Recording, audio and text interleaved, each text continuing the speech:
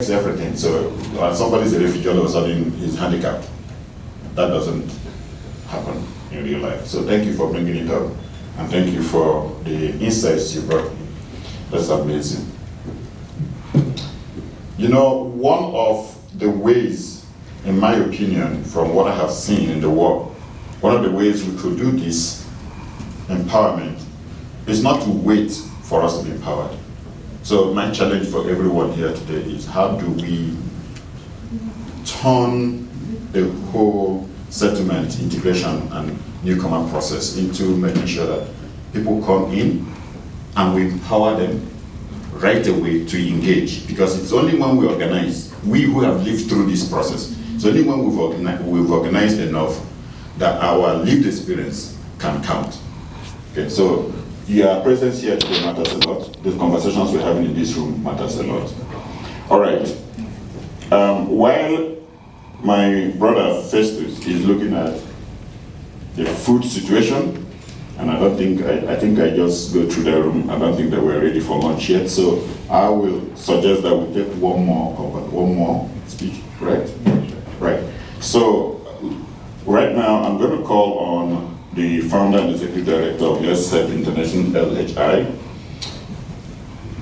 And his conversation today will be advancing localization, strengthening refugee-led and community-based organizations from the LHI perspective. Ladies and gentlemen, please join me to welcome Mr. Festus Nduwayezu.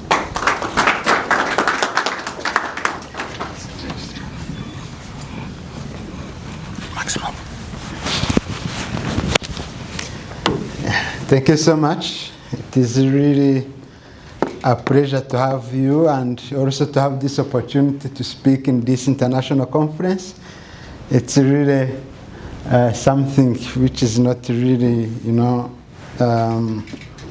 something cheap. So God really gave us this kind of honor, and we are glad to have it. Thank you so much. Let's go with the video that we have there, and then I will start speaking. Hello, I'm Nduwayezu, CEO of Festo International Uganda, who operate from Uganda to refugee settlements, a home of more than 130,000 of refugees, mainly from Congo, Rwanda, Burundi, and South Sudan. And thousands of refugees facing the barrier of not accessing to primary basic education due to poverty, lack of school fees, scholastic materials, limited to school infrastructures, traumas, and all those school-related costs. The estimation of 15,000 children in Uganda to the settlement are out of the school, and it represents 30% of school-aged children, which exposes them to risk of child labor, exploitation, early marriage, and hopelessness of their future. In response to this challenge, Festo International has taken an initiative to support 65 children, whereby we support them with school fees, school uniforms, scholastic materials like pen, books, and so on. And we support them social support to help them remain in the school and to win their better future. However, the need remains overwhelming. We have to call upon individuals, partners, church leaders, and global leaders to support this cause, so that we can continue supporting the refugee children who are in need of education and protection. Yeah, thank you so much. Yeah, let's go with PowerPoint presentation now. Yeah, the Festo International, it is an organization that started in 2020 in Uganda, where I was a refugee in that refugee camp called the Chakatu Refugee Settlement. It is in Uganda, in a remote area, in a village.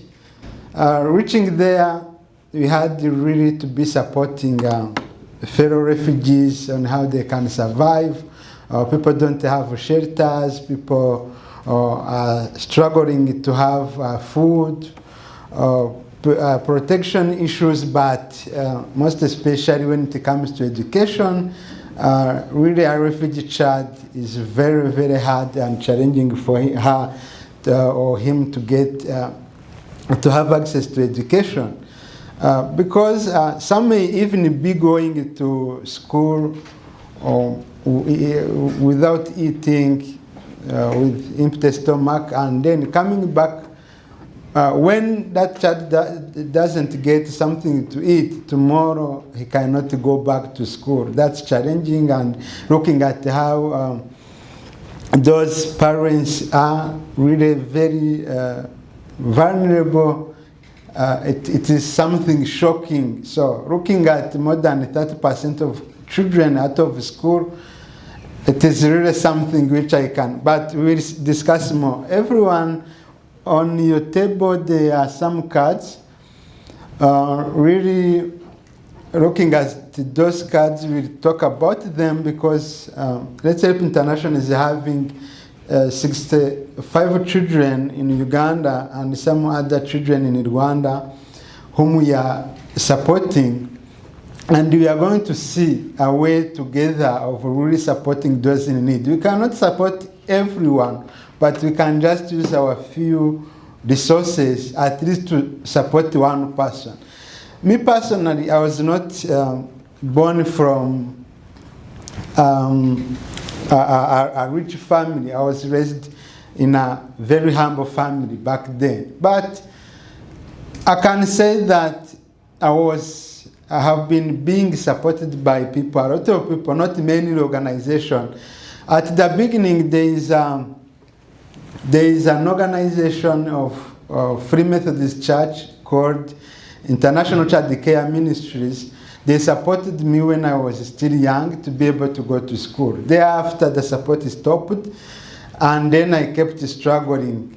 Later, after I came to secondary school, but I could be facing dropouts, a lot of dropouts, because I could not face, I could not get really school fees. And I was not a refugee. So imagine a refugee who left home without anything, everything left at home. Those people are most vulnerable more than other people. But people have been supporting me, not even organizations. I remember one man supported my senior 5 and senior 6. He paid all those years, and he was not a member of my family. Just someone just to see what you are going through and support you. So after that, I said, you know what?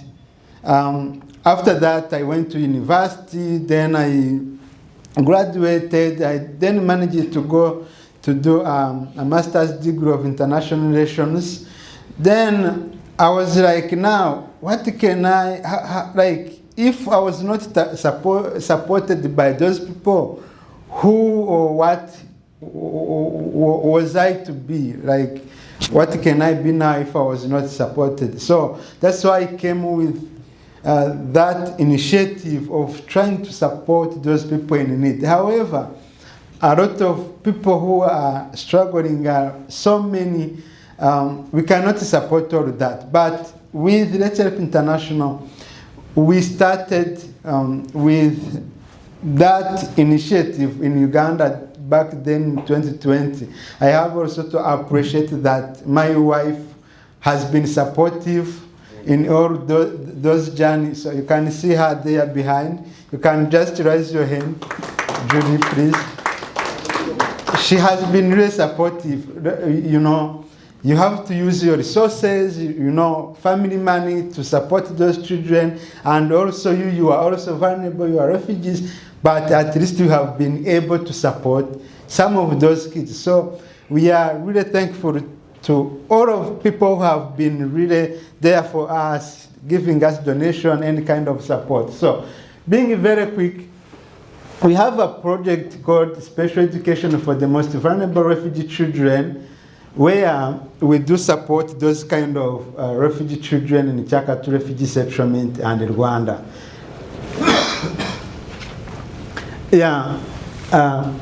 Let's Help International is dedicated to empowering vulnerable refugee children through education.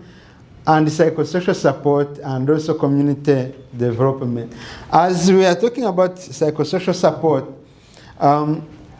refugees, when they are fleeing, they experience a lot of trauma. You know, they have been seeing people dying. Maybe they are orphans, parents have died. So it's really challenging those kids to stay in school. So you have also to provide psychosocial support to make sure that they stay at school. So in education, I want to remind you that refugee children are 5 times less likely to access education than refugee peers.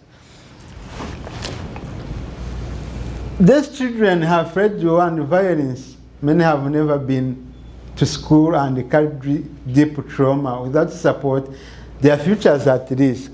So LHI's education project provides enrollment because we have to assess those in need the most. Then we enroll them to the schools. Then we give them supplies, books, bags, and whatever. And then we give them uniform. And also, if possible, like if we get some support, we can buy some meals. It may not be enough for the family, but at least some kilo of posho or beans, something like to a family to be able to be supporting these kids so that the kids do not drop out of school. Then, so that at least we can give each child a foundation of dignity, hope, and also a future. Why your support matters.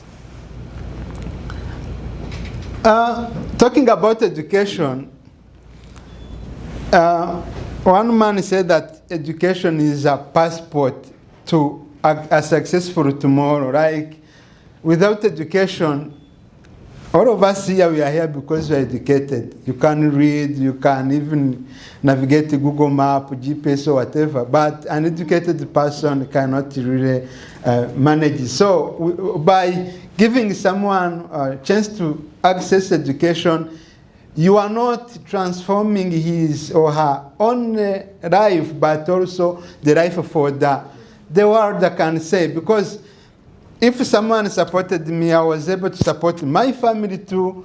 I can be able to support my kids too, so that they can also go to school. So, like, if you support only one person to go to school, you are doing a lot. Only one person is enough. So, look at those people who supported me. Look at what I'm doing together with you. So, that's an impact they created. Yes.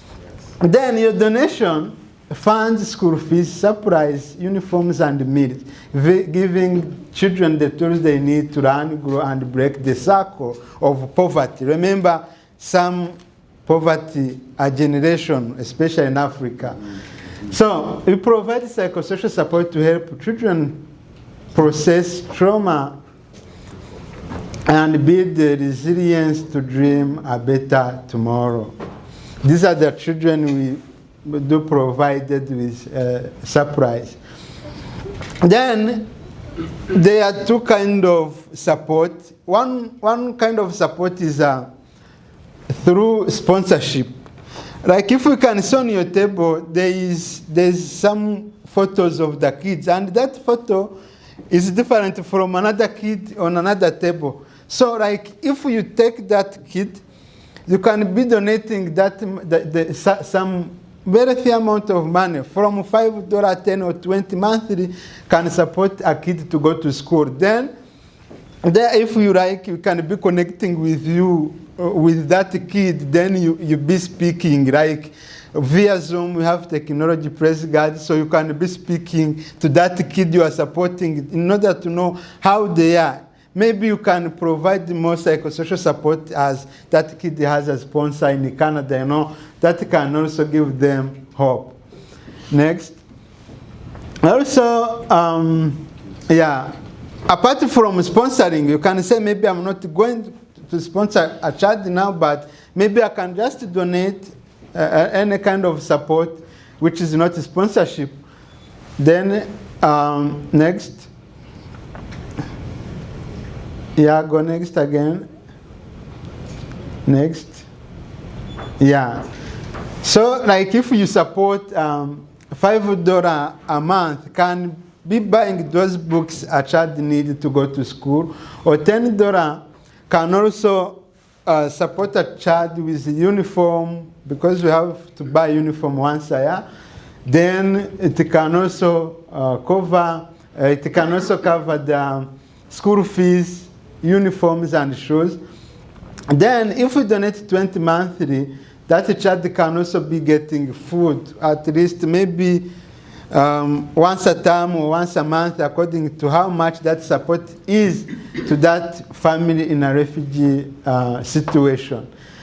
Going next, but you can also donate more. You can even donate $100 per month. It is still okay, so that you can change lives of those people. Next. Yeah, so that's it. So for this year, we are trying to raise $5,000 for those refugee children in Chaka. It is a very small amount of money, at least to support those 65 kids. But we also have ideas, because if that kid is going to school, but when, remember, we have only one kid in a family of 5 or 8 kids, you know. So other kids may even be out of school in that family. We cannot support all of them. But we also think a way of empowering their families. Either a family can do farming, either a family can do tailoring. So there's another way that we empower those families, so that at least they can be able, as a sustainability way, to be able to be providing for their kids and educate those more kids. So that's why whenever we'll be getting support, we'll be really having that way of supporting more to those families. So this year we are raising $5,000. So if you are there and you really think like you can do something, in your, we have free gifts there, and your free gift there, in that envelope, you will get a card. So following that card, like scanning a code, you will know how to donate. You can even do e-transfer, or you can just go online and then put your card, and then every month $10 or $5 or $20 will be going over to support, or any amount you may have. Just this year, because these kids need to start we will go back to school in September. So we are praying God so that at least in September we can send them to school fully equipped, having everything needed. Next. Yeah, that's it. Or otherwise, you can get in touch with us in any other way. I will, on your table, there is a flyer. You will take that flyer. We have all of the information. I didn't talk about what we do in Canada here, but in Canada, we do a lot of things. But remember here, at least in Canada, we have resources. So, like, we support newcomers with integration, but because of limited support, we do referrals to bigger organizations for support, but we do tax filing for low-income people in partnership with CRA. We host a tax clinic. We do also digital literacy training to people. Someone can approach you and say, your office, and say, please help me to make a CV. So we just use our few resources to support a lot of people around Canada, not only in Uganda or Rwanda or South Africa, because we do operate in all those areas. So it was really a pleasure to have your attention.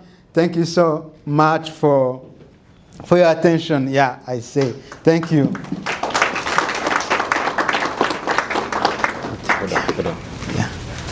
Thank you so much.